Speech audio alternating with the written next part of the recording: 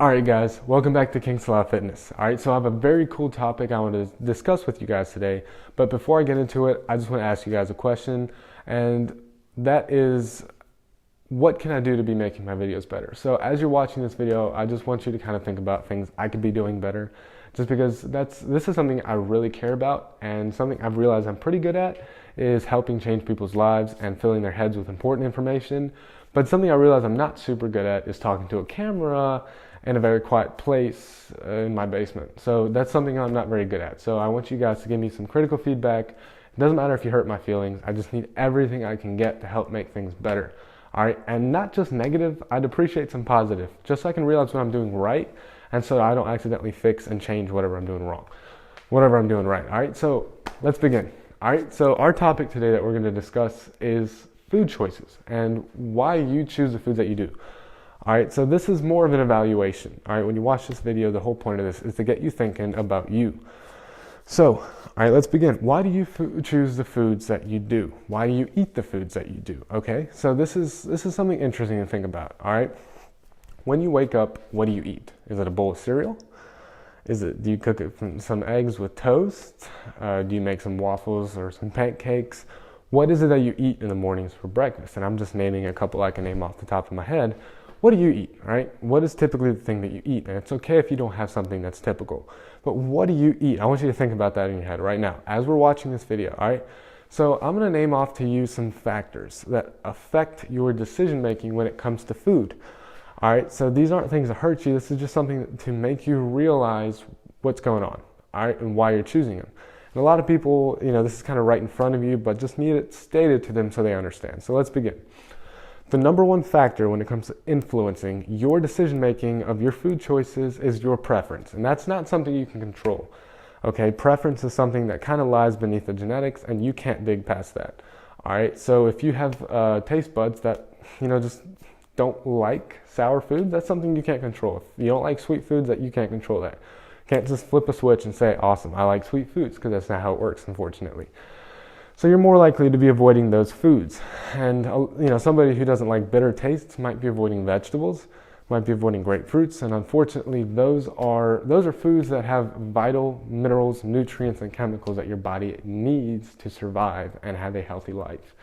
So again, it's not your fault, but you guys have to understand preference is the number one thing that affects your food making abilities, all right? So what you're gonna eat lies on your preferences. Relies on your preferences. So let's move on. The second factor, and it's two things, but I combine them into one, all right? It is your availability of foods and your convenience of foods. So what I mean by that is availability. You simply can't eat what you don't have. And convenience, you're more likely to lean towards something if it's more convenient than not. All right, that's why instant foods are a thing, all right? If they weren't, then convenience wouldn't matter. So convenience does matter a lot, all right? And I want you guys to think about that.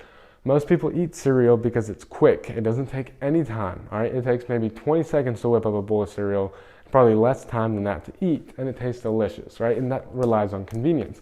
Most of the time, cereal is not good for you. It's loaded with artificial sugars and sweeteners and a lot of added sugars that you don't need in your life, especially for breakfast time. And throughout your life, that's going to make a huge change. So think about that, availability and convenience. Convenience might be for somebody who has a busy work schedule, is going from city to city, and they don't have time to whip up a meal. They don't have time to meal plan, whatever it may be. They just are from city to city, moving to hotel to hotel, and they just have to either order food or go out to a restaurant or purchase ready-to-eat meals. And that's just reality. Most people can't fight that. But those are, well, I guess that is the number two preference, number two influencer when it comes to the food choices that you're making. So remember that you have preference, availability, and convenience. All right, so think about that a little bit. It makes a lot of sense. It's kind of like obvious, but a lot of people, once they start thinking about it, it kind of brings out some really interesting things about them. So the rest of the factors I'm going to name don't really have an order, but I'm going to start with this one because I feel like it is potentially the most important. It's social interactions, and for different people this can make a different impact. Social interactions meaning your friends, your family, all right, the events that you go to, the job that you have, right, social interactions. If your job's hosting lunch, you're probably going to end up going to that lunch, all right? So if your friends and family are meeting up together and having an awesome dinner, you're probably going to join them on that. That's correct, all right? For most people, that is correct. You're probably going to end up joining them and eating what they make, all right, eating whatever the food is. So think about that for a second. It's really interesting, all right? And how many times do you go out per week with your friends, potentially drinking or eating, whatever it may be? How many times do you go out and do that, and how badly is that affecting your diet? And don't lie to yourself, all right? So when it comes to other food choices, factors are your age, medical conditions, medical conditions, age, your habits. That's another big one. Sometimes people just eat foods because they simply are used to eating them, right? Like cereal is super convenient, although there might be other things that are available. This is just a habit of yours and you don't let go of it. It's pretty easy to understand. So habit is a big one, even though it's really simple. Most of the time, people eat a lot of foods because it's a habit of theirs. So, notice I say so a lot. That's not something I mean to do, but it helps me kind of keep on, get the brain rolling back on track.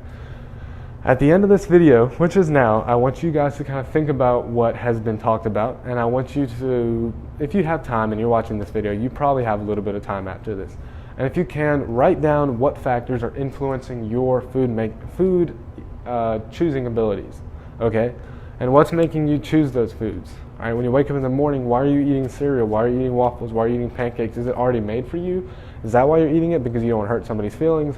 What are the factors that are affecting your food choices? Because I know everybody out there would want to have a more clean diet and help change their lives, but they just simply can't because these factors are holding them back too much and they just can't break free.